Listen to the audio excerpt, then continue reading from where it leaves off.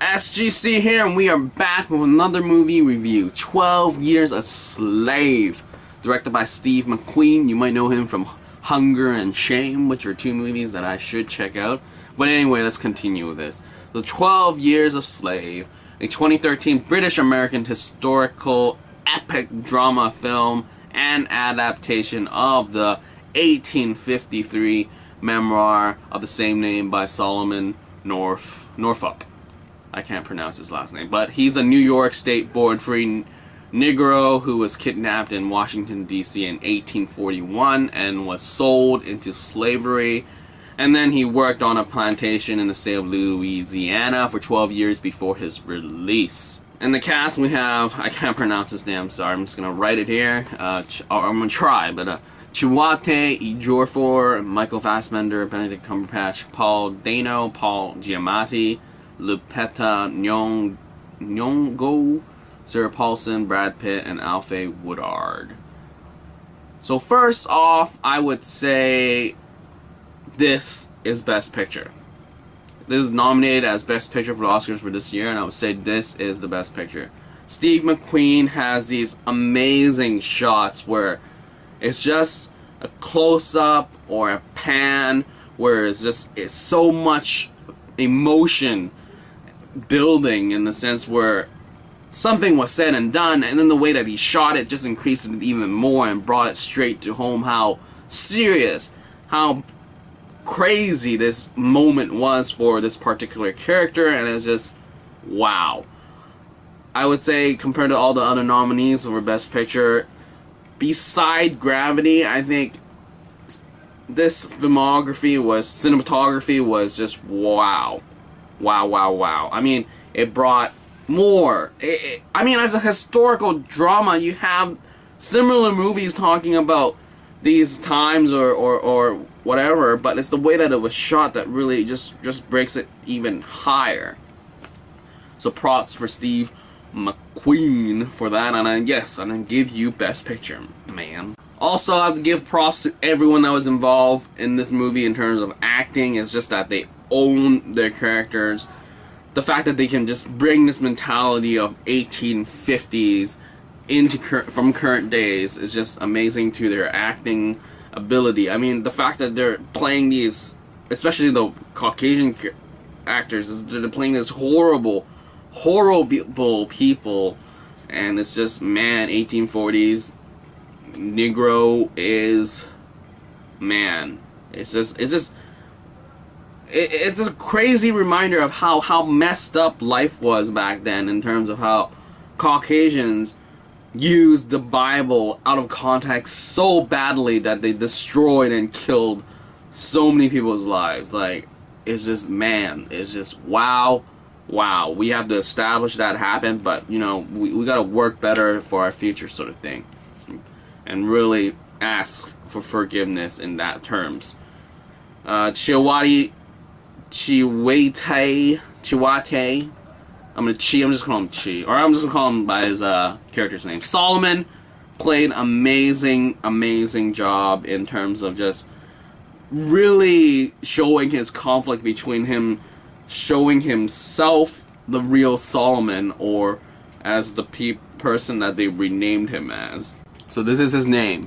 Chiwetel Ejiofor. So Chiwetel did a great job really showing the conflict between him hiding his true self and showing his slave personality towards his owners. And it was just hard to watch at times. This just the fact that it even happened. It was just, I mean, sure, like back then, kidnappings of this magnitude, in contemporary perspective, happened a lot, and it's just. But then I'm just saying that it's just the fact that this movie exists really shows how bad it was, and the performance from Fassbender and Cumberbatch just showed how different slave owners could be. Cumberbatch was playing this really caring, really supportive one, yet he was still a slave master, and Fassbender just played your typical stereotypical slave owner, as in, you know, treating your slaves as property. And I would say also the both Pauls, Paul Dano and Paul Giamatti, played really well, really horrible people and really well. I mean, sure, Giamatti had a very short scene, but the way that he was first introduced and how he treated Chiwetel was just crazy. Paul Dano was, man, like this guy, after seeing him in Prisoners and now here, just, man, this guy needs to be, he can play some crazy messed up villain for something, or just the baddie of some crazy film. And I do look forward to that. Laputa Nyong'o, let's do the Google Translate thing here. I can't pronounce. Great. I love you. Nope, that isn't working, so I can't pronounce it. But yeah, the the supporting actress of this movie, Laputa, did a great job too as well. She was sort of quite quiet in the first, I think, half of the movie, and when she started speaking up, it was just really things that were it was hard. Like the lines that she had was just crazy. Yeah, this movie is crazy in terms of how things were treated.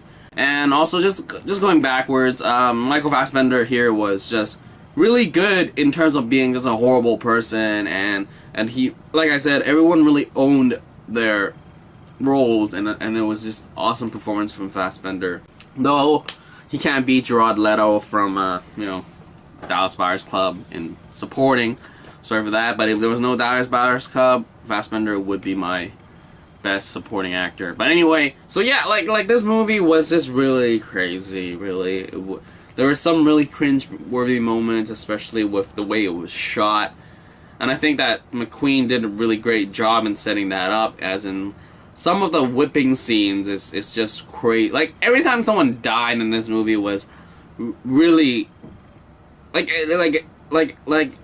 it was just, impact was strong when someone died. This was no, oh, just a slave died, but it really brought the emotions, and yeah, like there were some parts where it was filmed, especially whippings were way too intense for me.